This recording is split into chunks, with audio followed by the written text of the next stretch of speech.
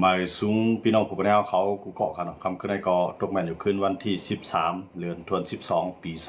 2525เขาขามาโหทุ่มยากันในข่าวยามกลางค่ำกันคำขึ้นในก็เขาขามาด้วยทางข่าวดังเมืองไทยทางอีกหนึ่งกันย้อนเปิดข่าวปางตึกดังเมืองไทยในก็ไปหันเส้นตั้งว่าตีเย้าลงไหลไหว้เสประธานาธิบดีโดนัลด์ทรัมป์ผู้นำเมืองอเมริกันโทรพงมาหาดังจอมพ่องลงพุนมาเนียดจอมพ่องลงกัมพูชากันเนาะย่อก็จอมพ่องลงอนุทินอันนั้นก็จะเป็นจอมพ่องลงเมืองไทยมือคำว่าในข่าวยามหมอก10 มองค่ะเนาะอันเป็นประธานาธิบดีโดนัลด์ทรัมป์นั้นโทรมาหาจอมพ่องลงอนุทินย่อก็ลาดว่าให้ตั้งกัมพูชาเลยไทยในกึดตึกกันก็ได้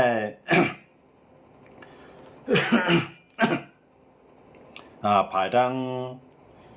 จอมพ่อหลวงเมืองไทยคุณอนุทินก็ลาดว่าให้เจ้าเฮากว่าลาดตั้งอ้ยหลีเจ้าเฮาเหมือนเชิงหนังหุ้นเสียนเขาเป็นผู้ป่วนเปลี่ยนเขาเป็นผู้ลุกลามเขาเป็นกวนก่อนมาวางหมักย้อนมาจากนั้นพวกเขากึดเขาก็ยินหลีดีกึดเมื่อเรื่องนั้นเขาอยู่ในจันตีแกดเคตูเนี่ยจอมพ่อหลวงอนุทินเลยตอบกับดีจอมจึงเมืองอเมริกันกันเนาะโดนัลด์ทรัมป์กันเนาะ กำไร กำไรทำภายดังขุนมันเน็ตเนาะอันเป็นภายจอมพ่องหลวงเมืองกัมพูชาแล้วก็ลาดว่าฮันลีพร้อมแต่ได้กึดปังตึกเหมือนเจ้าหนังประธานาธิบดีโดนัลด์ทรัมป์ตกย้อนย่อก็ให้เอาจุ่มศึกนอกเมืองเขามาแจกเช็ดด้วยว่าเผาเปลี่ยนก็ยี่อ่อนตั้งให้เอาเครื่องลาวเทียมของอเมริกานั้นมาตั้งเสียเลยตัวจอมว่าเผาเปลี่ยนก็เผาพิษอันเป็นภายจอมพ้องลงขุนมันเนียดผู้นำเมืองกัมพูชาก็ออกมาหลาดร้องในครับเนาะก็ได้จูโนทำเลยจอมพ้องลงอนุทินนั่นในเมื่อเขากันได้เป็นทั้งเมียวหนึ่งเนาะในว่ามาด้วยภายดังจอมพ้องหลวงอนุทินเขาได้ออกมาปืนเผาว่าไรมีข้อตกลงสันตาได้กึดตึกมันเปลี่ยนการอุปโภคแลกลายกันก้อยนี่ครับเนาะก็ได้เผื่อโดนัลด์ทรัมป์มือกว่าถึงเมืองเผื่อเจ้าหนังมือในมาขึ้นมีออกโดนัลด์ทรัมป์นั่นก็อะไรเตรียมต่าง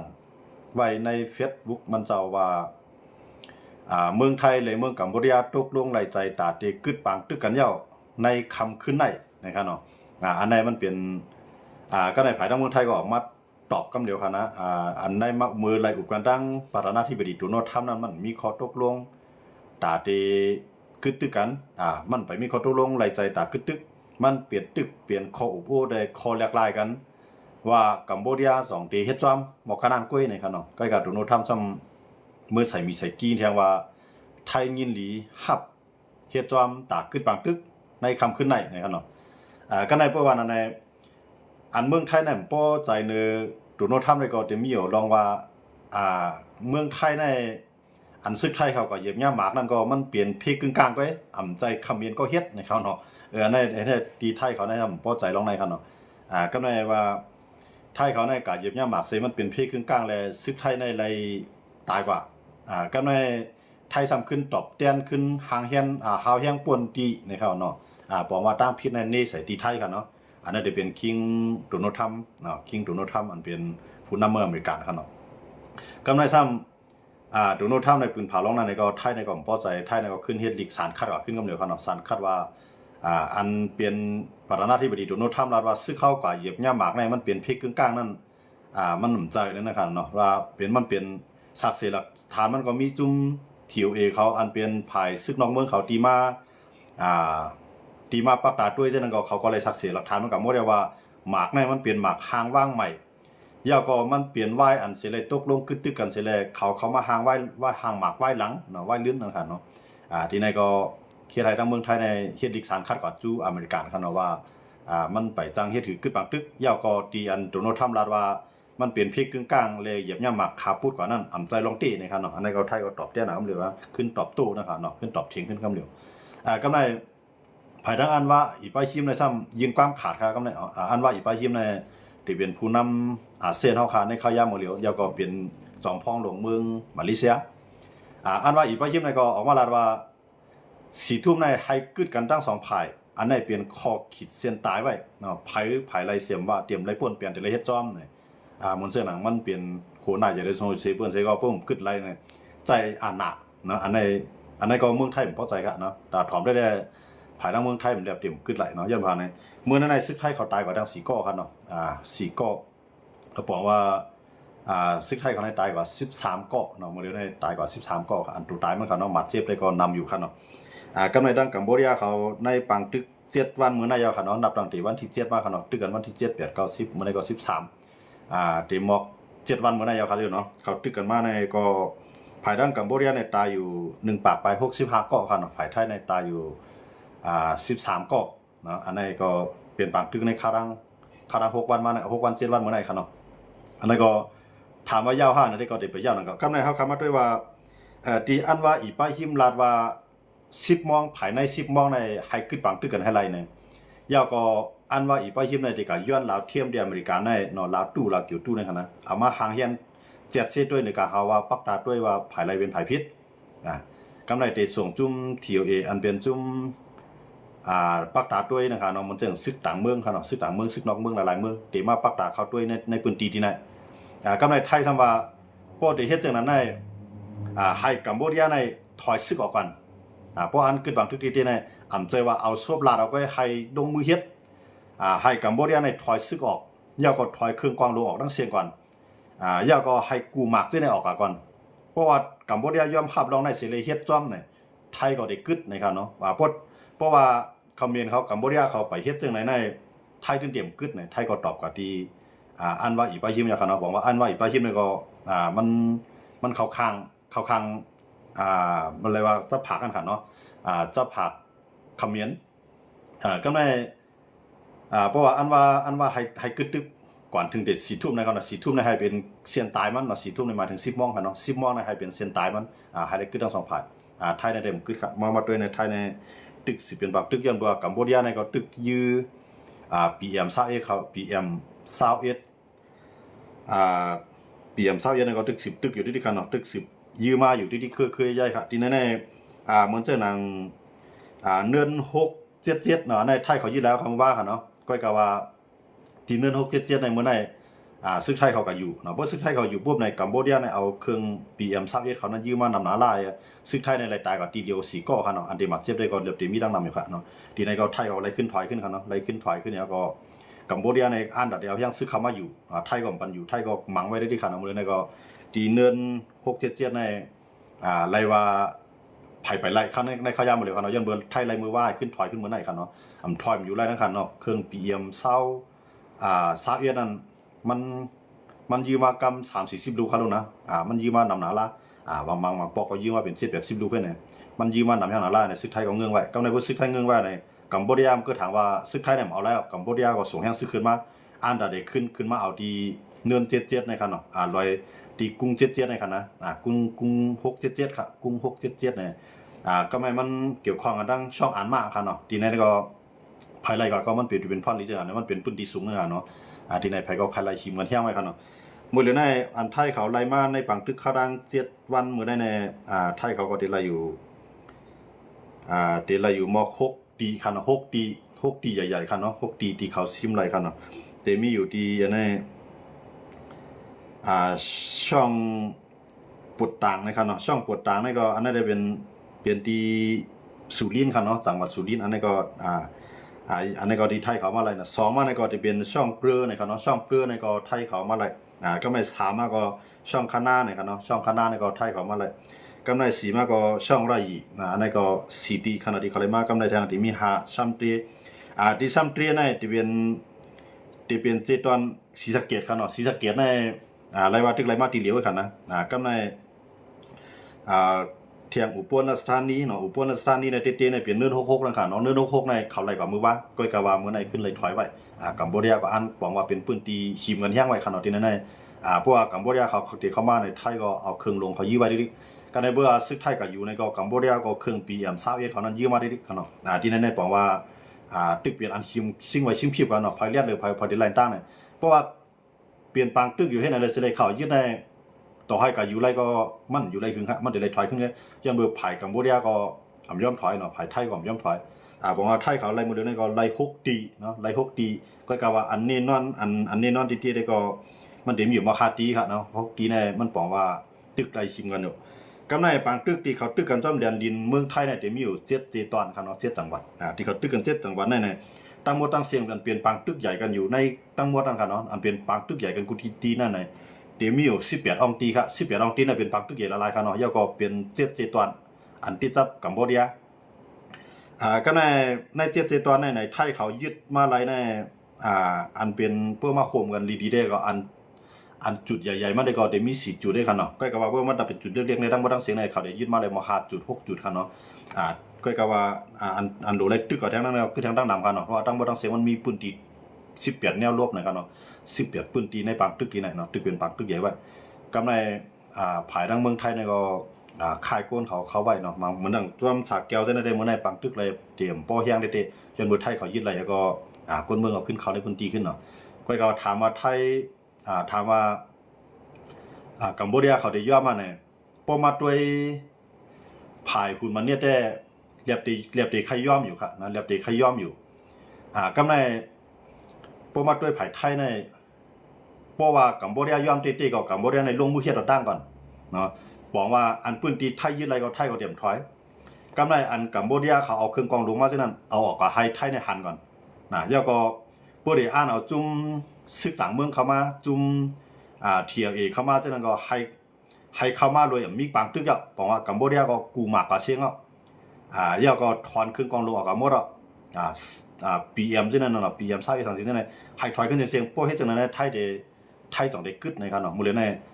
พวกมาด้วยกัมพูชาก็ปกติว่าจังได๋มันก็เขาเรียบๆขึ้นหลายคันเนาะยันบ่เขาก็รัดว่าเป็นเมืองเขาไทยก็ว่าเป็นเมืองไทยน่ะเต้นๆได้มันเป็นพื้นที่ทับซ้อนนะครับเนาะเป็นข้ออ้างกันก็ในข้ออ้างนั้นไผก็ว่าไผมีเฮียงก็มันเดียวไล่นะครับเนาะเหมือนตั้งแต่กัมพูชาอยู่ไว้ครับนะก็กามื้อในไทยขึ้นกับอีออกไปแล้วเนาะอีออกไปแล้วที่กัมพูชาเขาอยู่อยู่มาจังได๋ก็มันสิว่าอยู่มาขยำปอดๆครับเนาะเขาอยู่มาเป็น40ปีแล้วครับนะในพื้นที่จังได๋กันนะเอาว่าไทยในปุดปังตึกแนวปอกกำในเขาไทยเขารัดว่าที่อ่านปากออกกับเสียงบอกว่า18ปืนตีปางตึกในไทยอ่านยี่ดอกมุ่นวดเนี่ยอันนั้นได้ติดแหลมได้ก็อยู่ที่น้ำกัดของไทยกำในหลายๆเมืองในก็มีมาทั้ง2ฝ่ายครับเนาะมีมาเมื่อเจอหนังมาเลเซียได้ขีดเส้นใต้ว่าภายใน10โมงคำในเฮาว่าห่างไกลสุดก็ถึง10โมงก็ให้กึดนะอันนั้นได้ขึ้นก็ได้อยู่ที่ไทยครับเนาะกำจิว่าอันว่า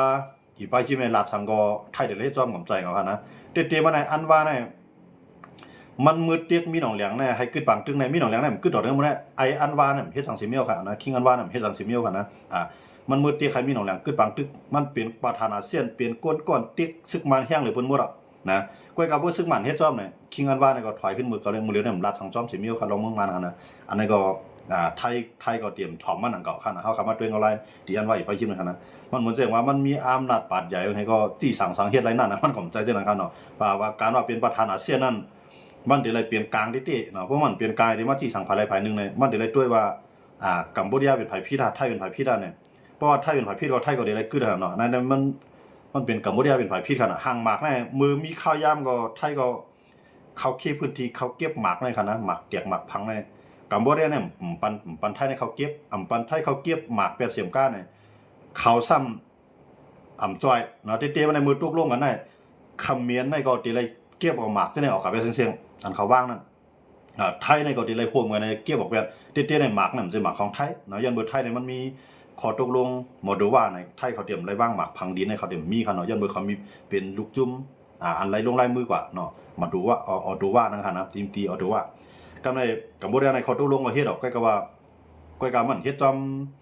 อันเขาตกลงเนาะไรตกลงว่าอยู่ใกล้กับเฮ็ดจอมเขาตกลงลองว่าลงลายมือที่ออดูว่านะครับเนาะก็ในกัมพูชาในหมากอันนั้นได้ในกัมพูชาในหรือไรมียันเบอร์เขามีเขาตกลงว่าเตรียมไรใจหมากพังหมากผ่ายันเบอร์มันตีเฮ็ดให้กวนในตุกขี้ตากว่าไรข้าวไก่ก็ในไทยเขาในคาเขาในขาดกว่าในเจ็ดโก้เนาะอันเป็นซึกในเจ็ดโก้เนาะอันหน้าป้านหมัดเจ็บจอมแขนจอมขาที่ไหนเดี๋ยวผมเอาหน้าบันขาดมันก็เจ็ดโก้ผมบ้ารังกวนคือขี่ก้อ1 ปีกว่า8 ก้ออันขาดอันไหนบอกว่าต่อโจสุดปานน่ะขาดนะครับเนาะกำไรคิงตูโนทัมผู้นำเมืองอเมริกาในสัมว่ามันเปลี่ยนเพกึ่งกลางเลยเปลี่ยนด้วยเนี่ยอันนี้ก็เฮ็ดให้ไทยยอมรับเลยล่าครับไทยก็สารคัดหายังไว้ครับเนาะกำไรอันว่าอีป้าหิมก็รัดว่าไทยดูไรกึด กัมพูชาก็เลยกึดทั้ง2คนเนี่ยเลยกึดภายใน10โมงค่ำคืนในนะครับเนาะอันนั้นได้แลบเตรียมกึดไรครับเนาะก็ในอันหลักไล่มันแทงในมันมีแทงไอโจมินทุนผู้นำซึกมันจึงผู้นำสูงสุดก็มันเป็นผู้ขานปากซึกมันลาดว่าสังสิว่าปางตึกกัมพูชาเลยไทยเนี่ยกึดซึกมันในที่ห่างเฮียนซึกสิเลยเข้าจอยกัมพูชาเนี่ยอันนี้โจมินทุนออกมาลาดลองในแทงเนาะอันนั้นได้มันไปเป็นด้านการยืนยันก่อนนะมันมีข่าวออกมาว่าจังไหนเนาะสังสิว่ามันเปลี่ยนตีแน่มันเตะตุ่มตื้อปากวนในเมืองผมตุ่มมันมาหากินเฮ็ดกินเลี้ยงต้องในเมืองไทยในแถวนะไทยก็โอเดียหาจอมตีจอมยอบประมาณคำว่าจุงจอมตีในขณะอันนั้นได้อำลีปันแห้งละล่าค่ะนะอันว่าซึกมันที่จ่อยกัมพูชาในขณะมันหาเฮาใส่หูไว้ครับนะเหมือนเจ้าหนังซึกมันได้มันเอานาไงนะมันเอานาไงเพราะว่าซึกมันมาจ่อยกัมพูชาเตี้ยแน่ๆกวนเมืองผมตุ่มตู้เขาในที่ถูกตั้งไทยเขาในหันพิษตั้งนำนะมันจะเป็นปัญหาอันอยู่ยากกว่าอันนี้ก็พอมันเกิดขึ้นที่ได้เลยว่าเป็นปัญหาใหญ่ขนาดเมื่อได้กัมพูชาเป็นกัมพูชาได้มันทุกย้อนนะว่านะอันนี้เขาทุกย้อนเป็นทางการนะเขาตอกสีตอกเสียงมาเยอะกัมพูชาลาวมานมาเลเซียเวียดนามเมืองอันที่จะเมืองไทยในหลูโฮมกันเสียเลยกึดปังตึกไทยไฮไลท์พวกใจจากนั้นวันเมื่อนาไทยในเตลุกลามเมืองเรียกเอาเนี่ยเมืองเรียกกันเรียกหรือไทยในก็ต่างมีเมืองอะไรครับมันมีกัมพูชาลาวเขารู้นะตีหรือนั่นต่างกันทั้งไทยหมดอ่ะเนาะอันที่จับไทยก็เขาว่าเนาะอันที่จับไทยเหมือนเช่นหนังมาเลเซียก็ใหญ่หรือไทยนะเหมือนเช่นหนังเวียดนามก็ใหญ่หรือไทยแต่ไทยเด็กกับลูกล่ามเขามันเปลี่ยนอะไรก็เขาว่าเนาะเหมือนเช่นหนังคำเมียนทั้งว่าไทยในที่เป็นเมืองอันเป็นมหาอำนาจเมืองหนึ่งเสียเลยเตียวหาลูกล่ามเปื้อนเนี่ยมันเปลี่ยนอะไรกันเนาะแต่ไทยเด็กกับลูกล่ามนะก็ในใครทุกย้อนใครเขาเส้นในว่าโคมือในก็ยับยั้งไทยเนี่ยมันจะมาถึงว่ากึดย่างลองปังตึกก็ต่อไทยนะครับเนาะก็คือว่าก็คือว่าตาละลายเมืองที่เขามาจ้อมเหมือนนะเช่นหนังกัมพูชาวาเนี่ยก็มันก็ได้ยาบ่จริงอ่ะเนี่ยกัมพูชาเนี่ยสังว่าหลวงปองจึงไทยในเลียดไว้หรือไหนเนาะมันจะว่ามีสังหาปัญหามาใน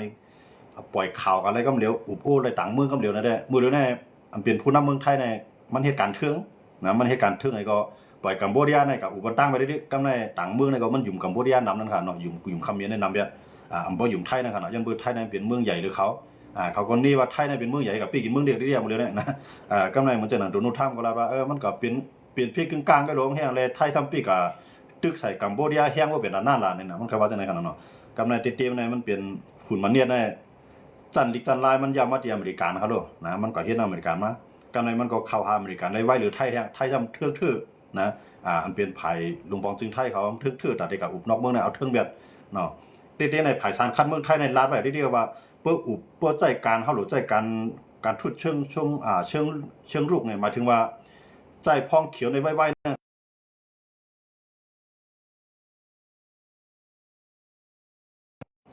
เพราะว่าเป็นปัญหามาปุ๊บเนี่ยให้เอาลองตั้งเส้นในต่างลาได้กำเดียวเหมือนเส้นอันกับตึกเวียดคงแกงสแกมเมอร์เหมือนเส้นว่าจุ่มก้นหยอกแหลมเส้นนั้นก็ให้มีศักดิ์ศรีหลักฐานมันกำเดียวเลยต่างยืนในกำเดียวเนี่ยกำในไทยในสัมเพชรดูในนั่นขนาดเนาะอำเพชรอะไรในไว้ตั้งเอาศักดิ์ศรีหลักฐานเส้นในกว่ากำในกัมพูชานั้นจัดฉากให้อย่างหนังมานั่นขนาดจัดฉากในมาถึงว่าวางเพียรนั่นขนาดเนาะกวนเมืองเส้นนั้นมีหมากสังมากก็ให้กวนเมืองในป่าสร้างปังตึกปลอมนะสร้างบางทึกปองอยู่ตรงๆรับตามไปก็ก้นมือในเรียนรู้ป้าไปก็ถ่ายวิดีโอก็เอาตังค์สมัครไทยในมายื้อให้เนี่ยก็ในพวกให้จังนั้นในอเมริกันเขาตามว่าตัวเขากับตัวแบบนั้นในแบบนั้นเนาะตัวแบบนั้นก็คือถังว่าไทยในยื้อเตนะเขาก็ลองตั้งเส้นในมาใจเนาะก็ไม่ไทยก็ทำยื้อเตกับบางพื้นที่ได้ยื้อจังนั้นในมันจังหนังครูว่าสังว่าจังได้ก็ไทยก็ย้ายไปที่นั่นหาเนาะยันเบื่อในหมักกองในมันมาได้เพิ่มย้ายไปครูก็กองเขาหมักกองก้าต่างนั่นหาเนาะก้าต่างกองปีเอ็มเขานั่นค่ะนะปีเอ็ม21เขานั่นค่ะนะมันก็ติมาได้แต่ว่าไทยก็ยากมื้อในไทยยาแบบมือว่ายาแบบอันมื้อในยาทางอันเปลี่ยนกับ2อันค่ะเนาะคู่คำนำคู่คำมีนำของไทยเขานั่นค่ะนะของไทยแต่ของกัมพูชา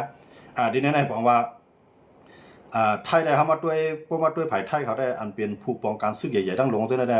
เขาตื่นพร้อมได้กึดเขาเนาะพร้อมได้กึดไปพร้อมได้กึดเขาว่าเนาะชื่อว่าตาเต็มกึ้นก็การในข้าวยามมื้อเดียวในมันตึกเป็นข้าวยามเตียนตึกสิมันยังไงก็ย้อนเบอร์ไทยเขาได้ตั้งไว้ว่าไรมีบางตึกแทงยาวันตั้งหน้าสังว่าใครให้มันกึดเปลี่ยนปางตึกกันกึดกันกว่าให้กัมพูชาในเฮ็ดเหนียวตั้งก่อนผู้ใดในกัมพูชาในซวบได้ลาว่าลูกกึดบางเตื้อเครื่องหนักๆ PM เขาในโตเข้ามาจอมแลนดีในติ๊กๆเนาะกับในเครื่อง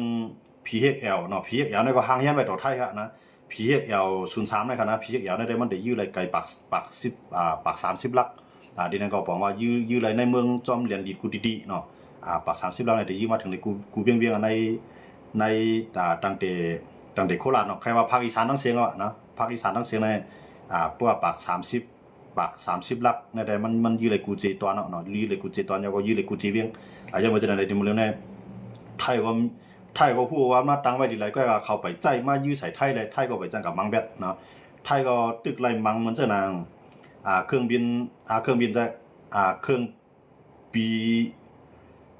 BM 21เนี่ยเนาะที่ไหนๆได้ไทยมังแบดไรก้อยกับหลายเครื่องอย่างเก่าครับเนาะก้อยกับหลายเครื่องก้อยกับเขาซ้ำมีนับผู้เขียงมันเขาดูนะมันจะอีกครับนะกัมพูชาในนำเรือไทยยังเพราะว่าจะดูได้ลำกวางอันเป็นเครื่องBM 21เนาะอันที่ในไทยเนี่ยออกกัมพูชาเนี่ยมันเด็ดนำเรือไทยมันฮู้ว่ามันมีเครื่องบินเลยมันได้ใจเครื่องล่างๆในเป็นใหญ่กำในกัมพูชาเนี่ยยื้อใส่ที่ศรีสะเกษในยื้อใส่คนเมืองแทนกันเนาะคนเมืองวัดเจ็บกับหลายเกาะยาวก็ที่มีเคลื่อนยีคนเมืองดูก่อยกับแทมสั่งกันเนาะดีในเฮ็ดให้ไทยมันพอใจแทงนะเฮ็ดอะไรซึกต่อซึกกันทำยื้อต่อซึกล่ะซ้ำกว่ายื้อใส่ในพื้นที่คนเมืองล่ะเนี่ยดีในก็ไทยก็ตึกสารคัดกว่าแทงกันเนาะอันนั้นแหละเฮาได้เลยไปตัวว่าอันว่ามีญาณให้ไทยเลยกัมพูชาคึดปางตึกนั่นน่ะอันว่าเนี่ยมันมีเจตนาตีลีเตอยู่นะเพราะมาตัวในหมู่ในไทยได้มันอยู่มอค่ะอันว่าในกันนะกำในอันที่มันหลากหลายได้ก็เพราะว่ามันเมื่อจอมินทุนในรัฐตินะอันนั้นได้มันถือเป็นข่าวมากให้มันไปเปลี่ยนข่าวเป็นทางการพอมันเป็นทางการที่ได้มันได้มีมันจะว่าข่าว BBC เนี่ยมีจิมาเนี่ยIFAเนี่ยพวกเจ้าในออกลาได้มันได้อะไรอยู่มากขนาดก็การหมดเลยมันถือเป็นข่าวท้องถิ่นเลยมันไปเป็นข่าวอันเป็นทางการที่ขนาดอันที่ว่าจอมินทุนรัฐว่าเพราะว่าไทยเลยกัมพูชาคึดตึกกันในซึกมันได้ส่งแห่งซึกจอยกัมพูชามันนั่นแหละมันเหมือนตั้งหาเฮาใส่หูไว้ที่ว่าขนาดทีนั้นเนี่ยพวกเฮ็ดจังนั้นเนี่ยถามว่าต้องเป็นพรดีฮะเนี่ยมันมีเปลี่ยนพรดีตอนตาไล่ลูกพื้นก้อยกามันเปลี่ยนพรดีตอนตาก้นอยู่ในเมืองไทยนะสังเกตว่าซึกมันสังเกตว่าซึกมันติดใจแห่งซึกจอยกัมพูชาค่ะเนาะใครอยู่เนี่ยว่ามันเดี๋ยวพัดจอยมันจะเป็นการหลอกไอ้มันมืออันมันลาดว่าพวก